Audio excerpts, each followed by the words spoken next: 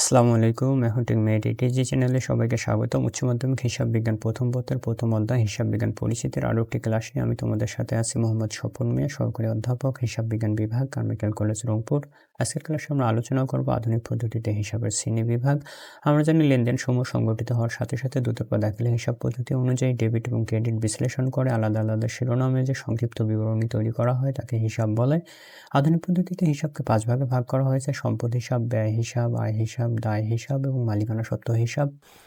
মূলধন ধরা মূলত প্রতিষ্ঠানের উপর মালিকের সত্ত্ব বা অধিকারকে বোঝায়, এজন্য মূলত মূলধন হিসাব হচ্ছে মালিকানা সত্ত্ব হিসাব। আর উত্তোলন মূলত মালিকানা সত্ত্বকে প্রভাবিত করে, অর্থাৎ উত্তোলনের কারণে মালিকানা সত্ত্ব হ্রাস পায়, এজন্য উত্তোলন মূলত হচ্ছে মালিকানা সত্ত্ব হিসাব। আর ক্রয় বলতে পণ্য বা কাঁচামাল ক্রয় বাবদ ব্যবসায়ের ব্যয় নির্দেশ করে, এটি মূলত হচ্ছে ব্যয় হিসাব। বিক্রয় বলতে পণ্য বিক্রয় বাবদ প্রতিষ্ঠানের আয় নির্দেশ করে, এটি মূলত প্রতিষ্ঠানের জন্য আয় হিসাব। আর ভাড়া হিসাব হলো কোনো সম্পত্তি ব্যবহারের জন্য নির্দিষ্ট সময়ে যে অর্থ পরিশোধ করতে হয় তাকে ভাড়া বলে। আর ভাড়া মূলত প্রতিষ্ঠানের জন্য ব্যয় হিসাব। বকেয়া ভাড়া আমরা জানি ব্যয়ের বকেয়া হচ্ছে দায়, অর্থাৎ বকেয়া ভাড়া হচ্ছে যে ভাড়া এখনও বাকি আছে বা পরিশোধ করা হয়নি তাকে বকেয়া ভাড়া বলে, এটি মূলত প্রতিষ্ঠানের জন্য দায়।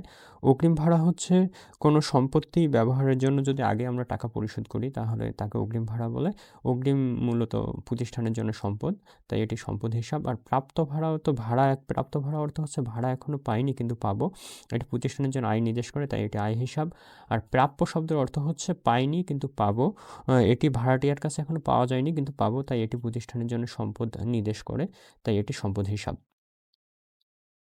উত্তোলন করে উত্তোলন সুবিধা নেওয়ার জন্য মালিককে প্রতিষ্ঠানের সুদ দিতে হয়, এটি মালিকের জন্য ব্যয় কিন্তু প্রতিষ্ঠানের জন্য আয়, এই জন্য উত্তোলনের সুদ আমরা প্রতিষ্ঠানের দিক থেকে চিন্তা করবো, অর্থাৎ এটি প্রতিষ্ঠানের জন্য আয়। বিনিয়োগের সুদ হচ্ছে আমি কোথাও টাকা বিনিয়োগ করছি, এর বিনিময়ে আমি যে সুদ পেয়েছি সেটি হচ্ছে মূলত বিনিয়োগের সুদ।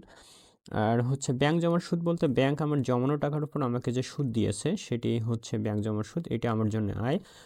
আর হচ্ছে ব্যাংক জমা অতিরিক্ত সুদ, ব্যাংকে আমার যে জমা টাকা আছে তার অতিরিক্ত টাকার উত্তোলনের কারণে আমাকে যে সুদ দিতে হয় সেটি ব্যাংক জমা অতিরিক্তের সুদ, এটি আমার জন্য ব্যয় নির্দেশ করে।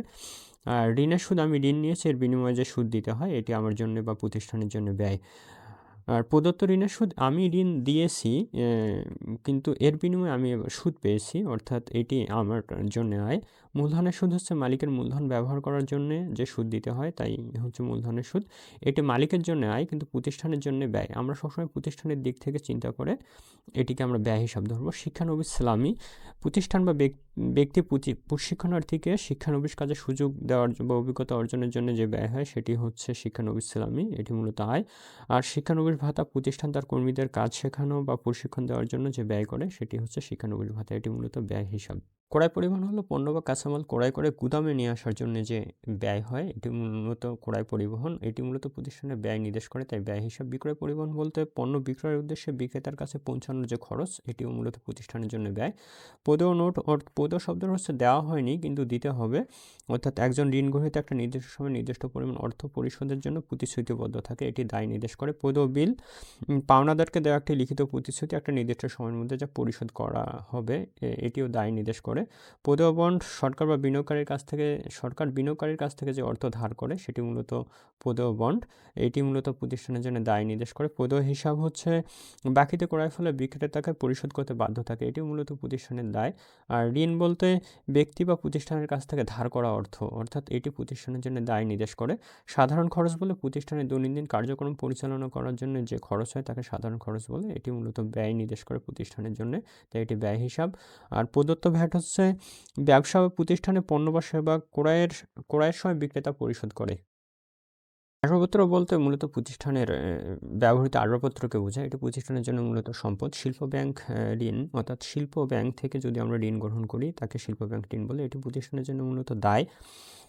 আর অবলোপন হচ্ছে যে কোনো খরচ বা ক্ষতিকে সংশ্লিষ্ট সম্পদ থেকে বাদ দেওয়া, এটি মূলত প্রতিষ্ঠানের জন্য ব্যয় নির্দেশ করে, তাই এটি ব্যয় হিসাব। অবচয় বলতে স্থায়ী সম্পদ ব্যবহার করার কারণে যে এর মূল্য হ্রাস পায় তাকে অবচয় বলে, এটি প্রতিষ্ঠানের জন্য মূলত ব্যয় হিসাব।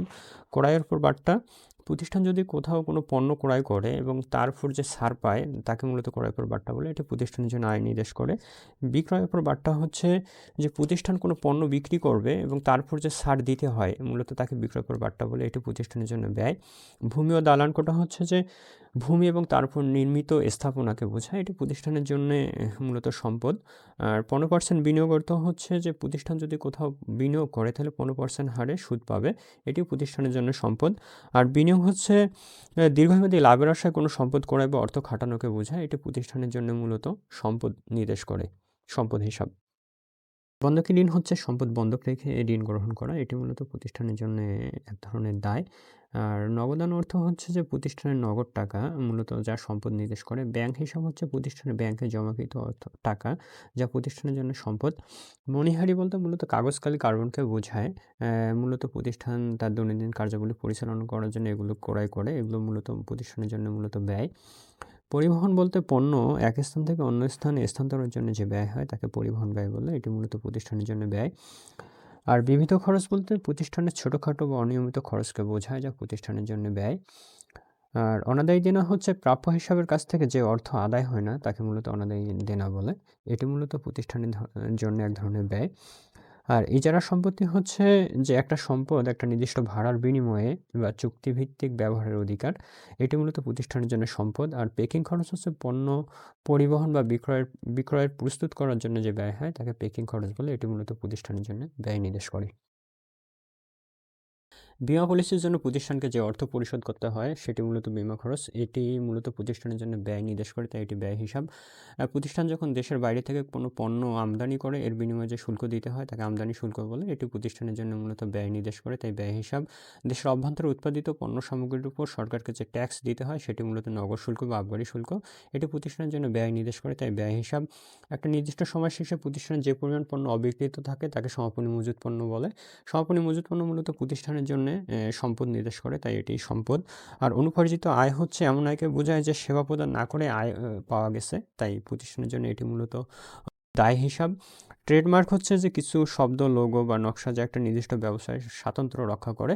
এটি মূলত প্রতিষ্ঠানের জন্য সম্পদ, তাই এটি সম্পদ হিসাব। সুনাম হচ্ছে একটি অদৃশ্যমান মূল্যবান সম্পদ যা ব্যবসায়ীকে প্রতিদ্বন্দ্বীদের থেকে বেশি মুনাফা অর্জনে সহায়তা করে, তাই এটি হচ্ছে প্রতিষ্ঠানের জন্য সম্পদ হিসাব। প্রতিষ্ঠান যখন দেশের বাইরে কোনো পণ্য বা সেবা সামগ্রী রপ্তানি করতে চায় এর বিনিময়ে সরকারকে যে শুল্ক দিতে হয় সেটি রপ্তানি শুল্ক। এটি প্রতিষ্ঠানের জন্য ব্যয়। সঞ্চিতি তহবিল হচ্ছে প্রতিষ্ঠান তার মুনাফার একটা অংশ ভবিষ্যতের জন্য যখন আলাদা করে রাখে সেটি মূলত সঞ্চিতি তহবিল। এটি প্রতিষ্ঠানের জন্য দায় নির্দেশ করে, তাই এটি দায়। মজুরি হচ্ছে শ্রমিকরা দৈনন্দিন কার্যাবলীর জন্য যে পারিশ্রমিক পায় তাকে মজুরি বলে। এটি প্রতিষ্ঠানের জন্য ব্যয়।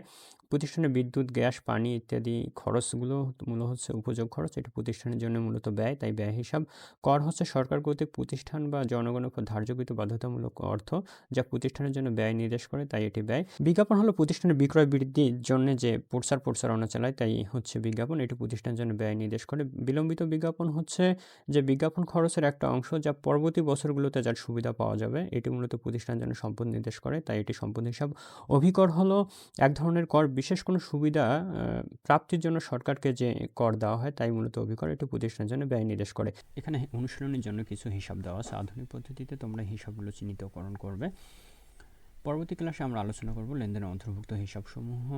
হিসাব বিজ্ঞানের উপর আরও এরকম নতুন নতুন ভিডিও পেতে আমাদের চ্যানেলটি সাবস্ক্রাইব করে আমাদের সাথে যুক্ত থাকো আর কমেন্টে তোমাদের মতামত জানিয়ে দাও। ধন্যবাদ সবাইকে।